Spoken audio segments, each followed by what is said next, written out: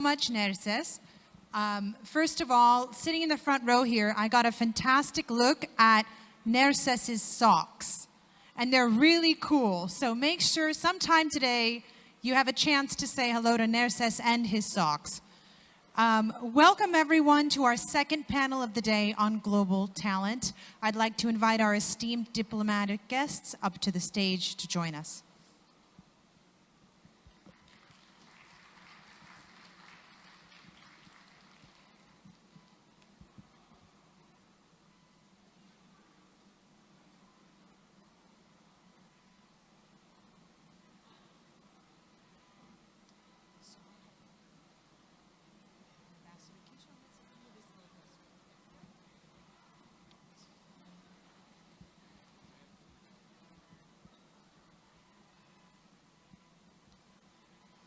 So our second panel of the day on global talent is really about how Armenia's tech sector can scale by partnering and collaborating with tech talent around the world. This is not a new conversation. Armenians have always operated and integrated on a global scale. Our history, like technology, is a story of hybridity, working with new people, ideas, and designs to create something new. So how do we do that now to fulfill Armenia's technology potential and scale its success? We have three truly esteemed panelists to help address that question today. I'd like to officially welcome to the conference Ambassador KD Dewal, Ambassador of India to the United States, Ambassador Lynn Tracy, Ambassador of the United States of America to Armenia, and Mr. Frank Hess, the Head of Cooperation for the EU delegation to Armenia. Thank you all very much for joining us. And you can simply grab these microphones on the table, these handhelds. So since we have such a very limited time with our guests, I'll cut right to the questions that people in this room are trying to figure out. How can Armenia effectively attract talent and technical and entrepreneurial talent from your countries and regions? What kind of programs or features do you think would draw that kind of talent to Armenia? So how can we essentially structure programs to get more talent from your regions to work here in Armenia or with Armenia? And what do you see as the unique advantages and selling points Armenia has to offer in attracting talent from your countries or regions? Wine and food do not count. So what other selling points, other than wine and food, do you think Armenia can offer to make this a really attractive partnership? So let's go ahead and start here on the end with the Ambassador of India and work our way inward and see what time we've got left at the end, and really appreciate your thoughts and reflections. Thank you. Thank you very much. First of all, let me thank you and Narcis for giving me this opportunity to be amongst this very young talent of Armenia, and also welcome my colleague Ambassador Tracy.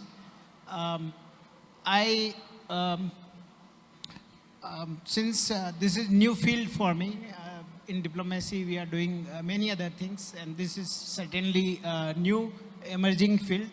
I would like to touch upon the Indian story of emerging as an IT leader and Indian talent in general, and then comment a bit about the Armenian scenario of talent attracting. So let me begin with the India's role in global IT industry today. Let me give you some figures. IT industry is one of the pillars of modern India, and today it accounts for 8% of India's GDP, which is quite significant. The IT industry revenue as on today are estimated at US $190 billion and growing at 7.7% per year. And they are expected to reach by 2025 to 350 billion. As of 2020, India's IT workforce accounts for 4.3 million employees in India. And India's share in IT industry is almost 28% globally. And Europe and US are our two biggest markets, US alone accounts for 2/3 of India's IT services exports. So it talks about the volume that India is offering to the world.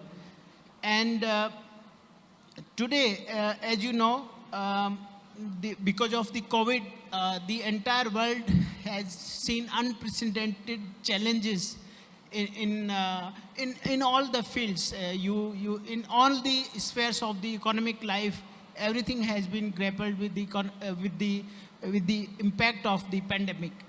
And this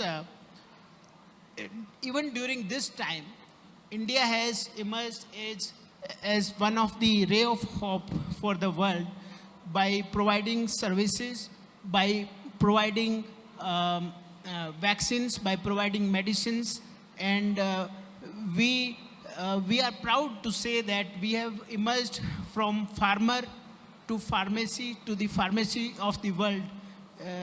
This progression has been quite impressive. As you would have noticed, recently we have reached the threshold of 1 billion vaccine of doses in India. It's no small achievement to say. And I know you've been based here now for 2 years in Armenia. Yes. And you told me you love the hiking and you love a lot of things that you love, that you're genuinely enjoying your time as an ambassador here. Is there anything that you think is especially appealing as we look to collaborate with more people from India and have them come visit more often? Yes, sure. So I'm coming to that now. Armenia is a fantastic country, beautiful people, very friendly atmosphere, and I envy that Armenians speak better English than me, or most of the Indians, I would say, and with very American accent. So it shows that, Armenians have very global attitude, and they have the talent to rise and shine globally. Now, coming on to this point, I'll refer back to my notes. As you see that Armenia's IT sector has recorded a very strong growth in the recent years, and is continuing expansion of new companies and hiring as Armenia continues to increase its presence in the global value chains. What are the things that I would like to talk about India-Armenia connections rather than global talent hunt. So one example that I want to give you, and perhaps many of our colleagues here would know, that we had established with an Indian assistance an Armenia-India Center of Excellence in Information Technology. It was established in 2012, way back in 2012. It was a very good beginning. It was the time when Armenia was beginning to grow in the IT industry, and I am proud to share with you that 1/3 of total IT workforce of Armenia is trained in that center.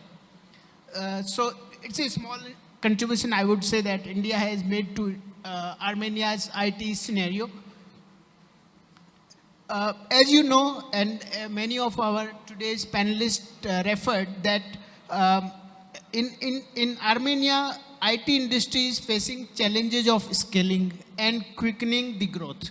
So scaling is a major challenge here because of obvious reason of the size of the population in the country. So you have to look for your partners globally, and India can be a great partner. I mean, apart from US, certainly. If you look at skills, I think India can offer you that opportunity. That is one. Secondly, in India, we have some very famous and huge IT giants such as Infosys, TCS, Wipro, HCL Tech. These 3, 4, 5 companies, they are employing more than 1 million employees. So these companies are now looking to expand elsewhere, and in Armenia, they have not come yet. So there is a possibility of collaboration with those those big giants of India and having their offices here, and do some joint projects with our Armenian friends and Armenian technical companies. Coming to the one point that I want to add, why India have been able to achieve good progress in the IT industry is the educational infrastructure that exists in our country. Two biggest examples are the Indian Institute of Technology and Indian Institute of Management. These two institutes, they have several branches in India. They provide world-class skilled workforce which immediately enters in the market, and they are doing great job. And some of the big well-known names and CEOs of major companies like CEO of Google, CEO of Microsoft, they come from India, and at some point of time they have their roots come from these educational institutions, either IIMs or IITs. So one way that Armenia could do is to replicate this model in Armenia. How it can be done, how it should be done, these are the further topics of further discussion. But I think this is what to give acceleration to the IT industry, to the IT trained workforce in Armenia. I think this model can be replicated here.